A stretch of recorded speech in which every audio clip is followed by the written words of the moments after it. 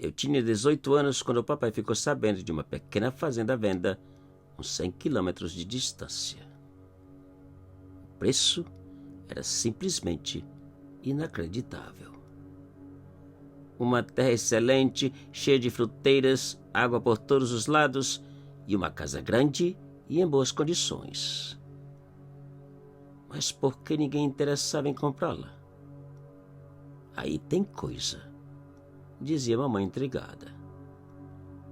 O papai não pensou duas vezes. E 30 dias depois do negócio fechado e tudo acertado, agasalhamos a mudança na carroceria de um caminhão emprestado, despedimos dos patrões da fazenda onde a gente trabalhava e saímos. Horas depois, o papai parou o caminhão na entrada do terreiro da nossa fazenda e ficamos a olhar para a casa e tudo ao redor, parecendo 3 abestalhados, admirando e comentando sobre tudo. Depois de uma semana limpando e ajeitando uma coisa e outra, saímos para conhecer a cidade mais próxima e comprar alguma coisa que faltava. O comentário de todos ao saberem da compra da fazenda era um só: aquela fazenda é assombrada. Ninguém consegue viver ali. Vocês vão arrepender.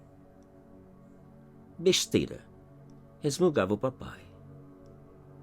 No fim do dia, regressamos e, ao abrir a porta da casa, a mamãe quase teve um ataque do coração ao ver que todas as suas coisas se encontravam de cabeça para baixo, tudo fora de lugar e revirado. Uma bagunça total. Depois do susto e tudo arrumado, o papai comentou que o intruso só podia ter entrado pela porta principal e com chave, pois todas as outras portas e janelas estão fechadas e com travancas. Mas uma coisa me incomoda e assusta, continuou o papai. Se ele ou ela entrou pela porta principal, por que não deixou nenhum rastro na areia do terreiro?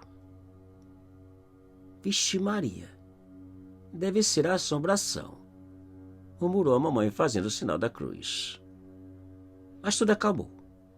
A assombração, ou sabe lá o que, não voltou a bagunçar naquela noite e nem no dia seguinte.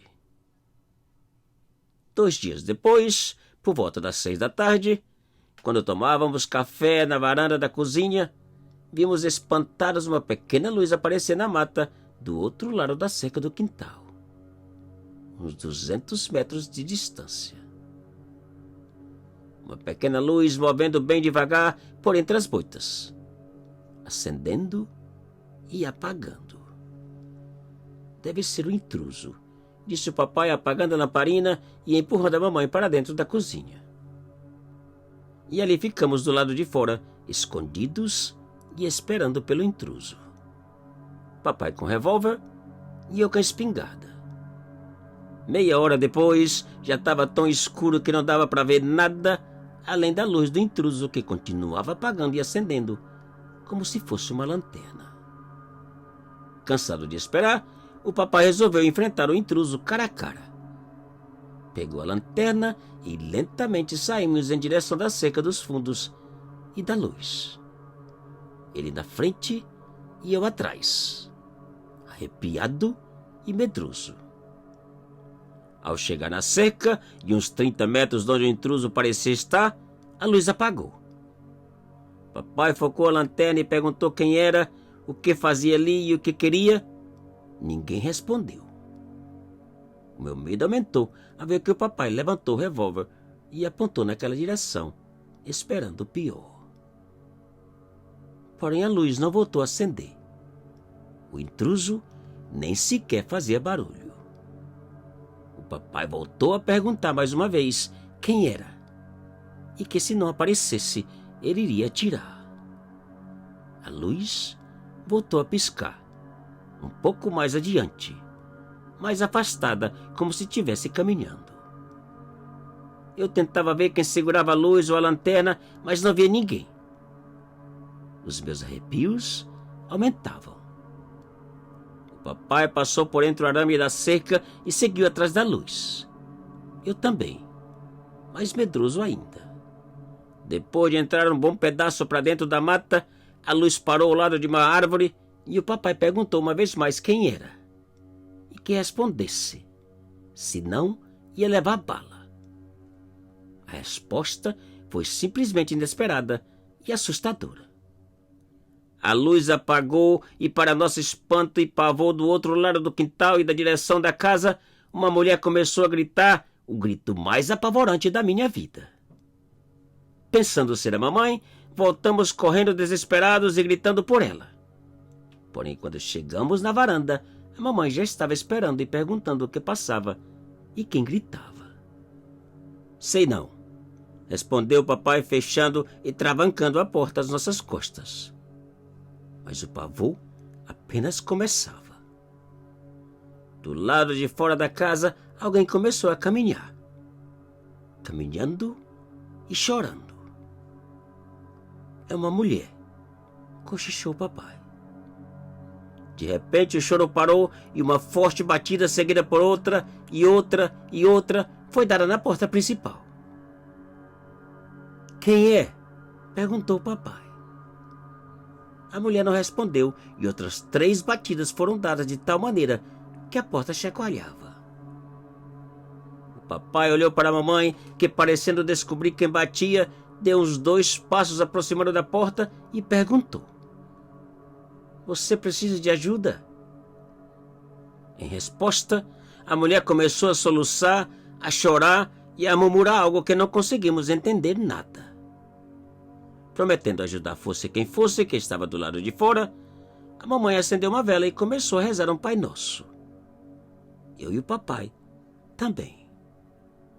O restante da noite passamos acordados e rezando. A mulher chorou por alguns minutos e parou. E a noite passou. Então, logo o dia amanheceu, papai saiu para a mata em busca da mulher ou de uma explicação. Não encontrou nada. Nem sinais e nem rastros. E foi então que a mamãe deu a ideia de cavar no último lugar que vimos a luz. E cavamos. Depois de cavar um meio metro ao redor da árvore, encontramos um pedaço de pano, o resto de uma sandália, uma pistola daquelas bem antigas e, finalmente, o que restava de um esqueleto humano. Tudo que encontramos, além dos restos mortais, indicava ser de uma época bem distante. E que, com certeza, o culpado ou culpados já tiveram seus pecados e acertos com o Todo-Poderoso. O que restava a fazer, segundo a mamãe, era dar um lugar de respeito e descanso para aquela pobre vítima. E assim fizemos. A vítima foi enterrada a poucos metros da casa, com rezas, velas e cantos. E desde aquele dia, nada mais aconteceu. Hoje sou casado e ainda vivo na mesma fazenda. Os meus pais faleceram e foram enterrados ao lado da sepultura da pobre senhora. Os moradores da cidade continuam acreditando que a fazenda é assombrada. Eu, pelo contrário, acredito que a minha fazenda é abençoada. E agora, protegida por 3 anjos.